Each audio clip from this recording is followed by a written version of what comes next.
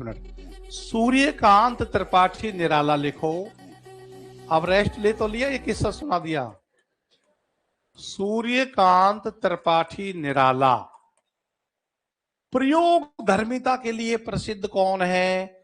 निराला है प्रयोग धर्मिता के लिए।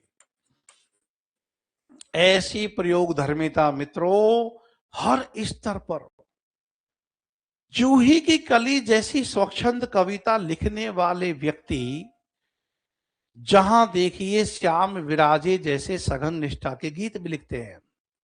भिक्षुक और विधवा जैसी कविता लिखने वाला व्यक्ति महात्मा बुद्ध के प्रति जैसी कविता भी लिखते हैं। अबे सुनबे ओ गुलाब, भूल मत जो पाई खुशबू रंगो आप। ऐसी भाषा, बदेश भाषा का प्रयोग करने वाले, कुकुर मुत्ता में इस भाषा का प्रयोग किया है। ऐसी भाषा का प्रयोग करने वाला व्यक्ति राम की शक्ति पूजा जैसी कविता की भाषा भी देखो। विद्यांगवद कौदंड खर मुष्टि रुद्र श्राव, ऐसी भाषा के प्रयोग करता है।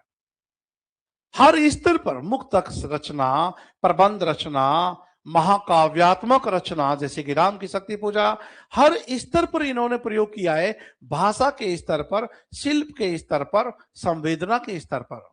आप ये देखिए, राम की शक्ति पूजा कविता में जो सबसे सुपर शक्तिशाली पात्र है वो हनुमान जी है। हनुमान जी एक ऐसा पात्र है जो राम के पक्ष में लड़ रहा है और जो रावण के मन में डर पैदा कर रहा है। राम जी भी पैदा नहीं कर पा रहे हैं, हनुमान जी कर रहे हैं। लिखा है कवि ने, शक्ति खेल सागर अपार है, हो स्वसित पवन 49 पिता पक्ष से तुमुल, एकत्र वक्ष को बहा वाष्प ले उड़ा अतुल। ऐसी भाषा का प्रयोग।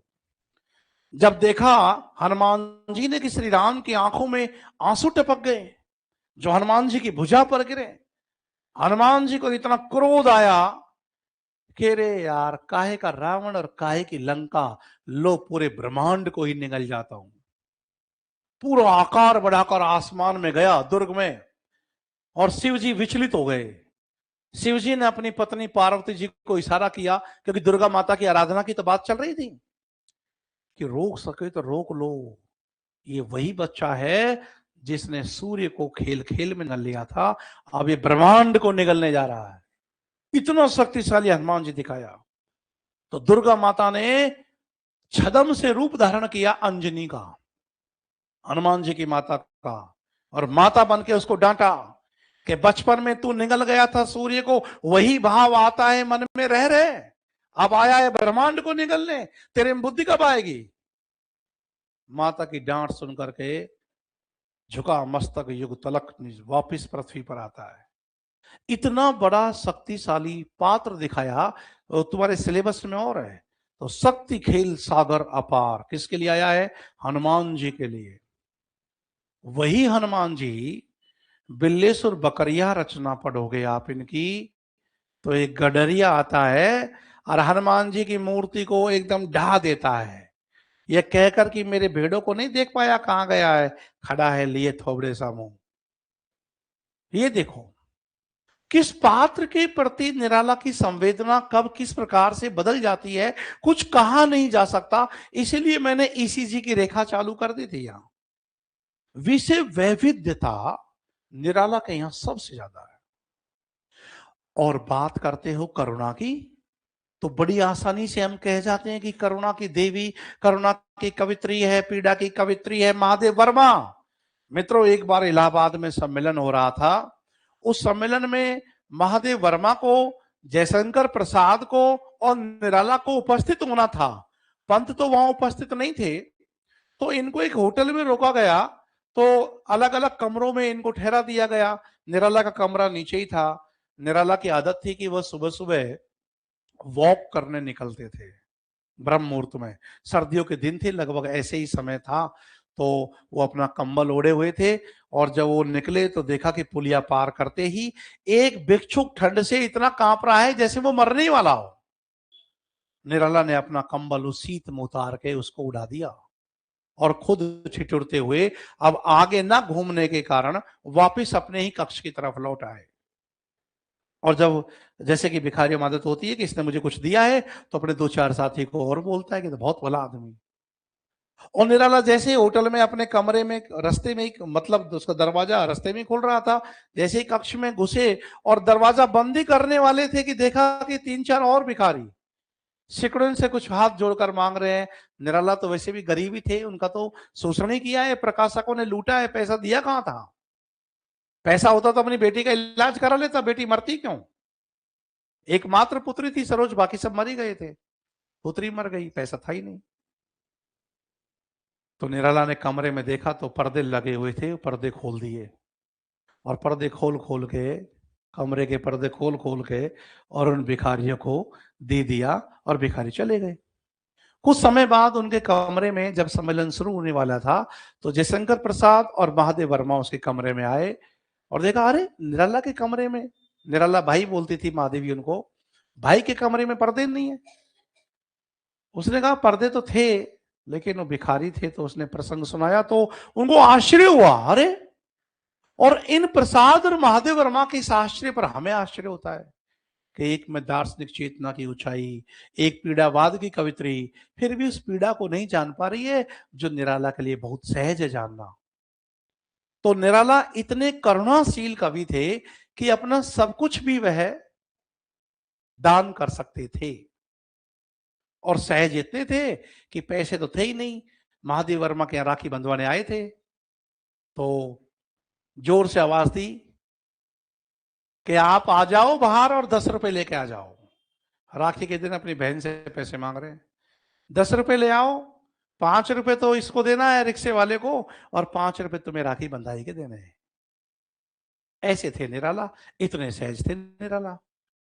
इसलिए करुणा की बात करें या क्रांति धर्मिता, ओज, पता है रामविलास शर्मा ने इनके लिए क्या कहा है, ओज और औदात्य का कवि।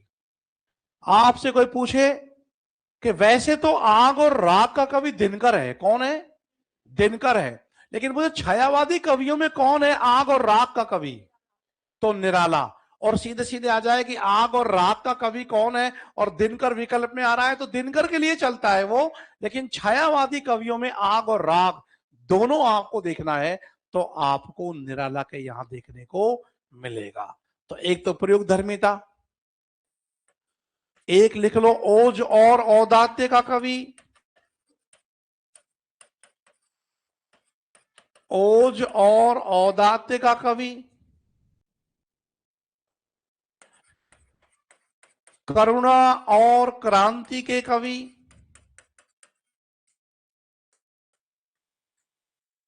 आप ये भी कह सकते हो कि आग और राग के कवि। वैसे ऐसे मत याद कर लेना कि यहां याद कर लिया और दिनकर को भूल गए, इसलिए मैं कोष्टक में लिख देता हूं नोट बना के। मूलतः दिनकर को आग और राग, आग और राग का कवि कहा जाता है, लेकिन जब छायावादी कवियों में पूछेंगे तब तो उसका उत्तर निराला ही होगा। प्रगतिवादी भावबोध के लिए यो तो पंत के भी यहां प्रगतिवादी मिलता है, लेकिन प्रगतिवादी भावबोध के लिए जिस एक कवि का नाम सबसे पहले आएगा वो है सूर्यकांत त्रिपाठी निराला। प्रगतिवादी भावबोध के लिए विख्यात हैं, भावबोध के लिए विख्यात हैं। यदि सबसे अधिक व्यंग धर्मिता भी आपको देखनी है तो व्यंग धर्मी चेतना के लिए विख्यात है, व्यंग धर्मी चेतना के लिए विख्यात है। ये आपने लिख ही लिया है कि ये छायावाद के महेश हैं, ये भी ध्यान रखो। तो छायावाद के सलाका पुरुष माने जाते हैं ये, छायावाद के शलाका पुरुष। शलाका का मतलब होता है महान। जैसे प्रगतिवादी कविता में शलाका पुरुष नागार्जुन है,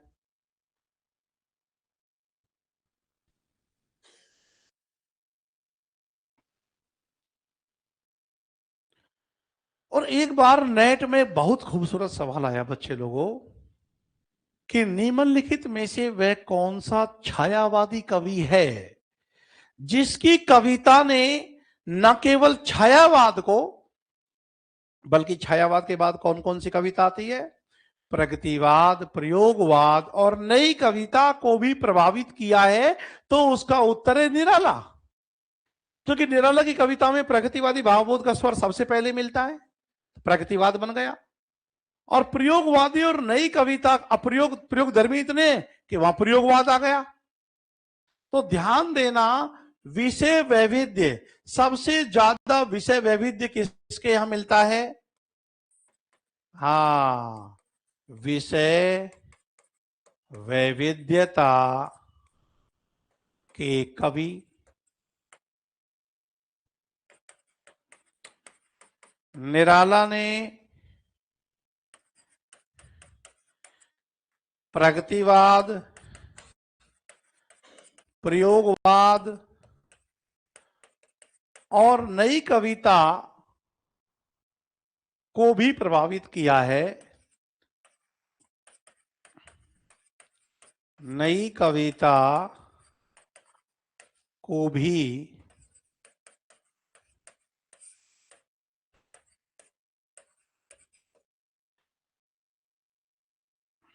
भी प्रभावित किया है। कौन है मुक्त छंद के प्रवर्तक? निराला। यह है मुक्त छंद के प्रवर्तक। मित्रों, बड़ी बड़ी बातें की जाती हैं प्रेम को लेकर, ऐसा वैसा, आचरण में वो दिखलाई नहीं देता है। तुमने वो कविता पढ़ी है कि हरिवंश राय बच्चन की आत्म परिचय? हरिवंश राय बच्चन की एक कविता है आत्म परिचय, और दिन जल्दी जल्दी ढलता है। दोनों एनसीईआरटी में लगती है निशानी निमंत्रण से। पहली पत्नी थी हरिवंश राय बच्चन की, श्यामा बाई।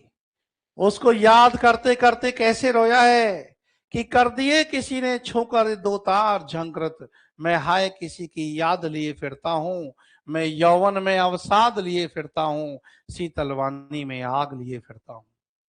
विरोधाभास अलंकार है शीतलवानी में आग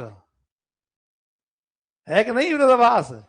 बीएड करते थे हम, तो बीएड में एक लड़की साड़ी पहन के आती थी, उसका नाम शीतल था, और हमेशा बोलती थी, you don't know my name is Sheetal but I am very hot. Sheetal और आग, है ना विरोधाभास? सावन में लग गई आग। सावन में कैसे आग लग जाएगी? है ना विरोधाभास अलंकार? हाँ। लेकिन 2-3 साल ही बीते होंगे, श्यामा बाई को भुला गए, तेजी बाई तेजी से आई। हरिवंश राय बच्चन की दूसरी पत्नी का नाम क्या है? तेजी बाई। तेजी बाई से ही तो महानायक अमिताभ बच्चन की सृष्टि हुई है। पहली पत्नी का नाम श्यामा बाई था। खूब रोया पीटा, 2-3 साल में दुख भूल गए, जैसे हमारी वाली कई बार बोल देती है। कई बार बोलती है सीने में दर्द है, इनकी तो ठंड वंड से उठता रहता है, ऐसे ही है, कोई दिक्कत नहीं। हाँ, तेरा क्या है? मैं मर जाऊंगी तो पूरा दिखावा करेगा, रोएगा पीटेगा 1-2 साल, और फिर दूसरी ले आएगा। अब मैं सोच रहा था मन में कि 1-2 साल तो ज्यादा बोल दिया। मन में ही सोचा, उसको कहा थोड़ी। उसको तो मैंने बुरा सा मुंह बना लिया, और तेरे से कह कैसे दिया है। पर ये सच है, पत्नी मर जाए तो पति साल भरी इंतजार करेगा तो करेगा।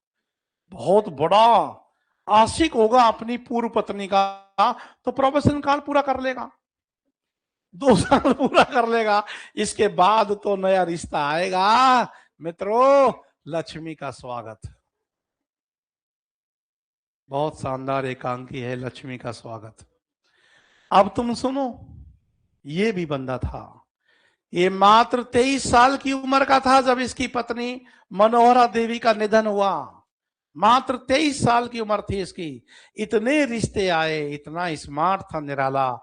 लेकिन किसने कहा वो गोदान उपन्यास में? तुम तो कहती हो कि तुमने गोदान पढ़ लिया है, तो किसने कहा था कि बर्फी खाने के बाद गुड़ कौन खाता है? जब बर्फी खा ली फिर उसके बाद गुड़ खिलाओगे तो गुड़ में वो स्वाद कहाँ है? कौन है जो शादी नहीं करता है और जब उसके रिश्ते आते हैं तो वो कहता है कि बर्फी खाने के बाद, पत्नी उसकी मर चुकी है, रिश्ते आ रहे हैं, तो कौन सा पात्र है जो कह रहा है कि अब बर्फी खाने के बाद गुड़ कौन खाता है? इसका जवाब तुम दे दो तो मजा आ जाए। तुम कहो तो मैं तुमको विकल्प दे दूं।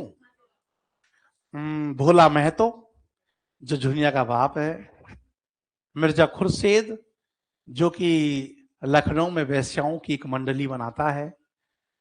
और ओंकार नाथ, जो बिजली पत्रिका के संपादक हैं।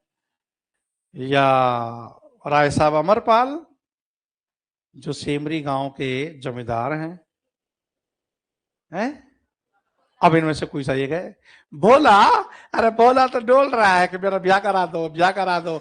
50 साल का भोला बूढ़ा खंखड़, उसके दुखती रख पे उंगली रख के हौरी उसकी गाय को ले आया, तेरा रिश्ता करवा दूंगा। चौथे पन्ने में ही गाय आ गई हौरी के पास। तो वो तो उसका भाई था हीरा, नालायक कहीं का, जिसने जहर दे के गाय मार दी।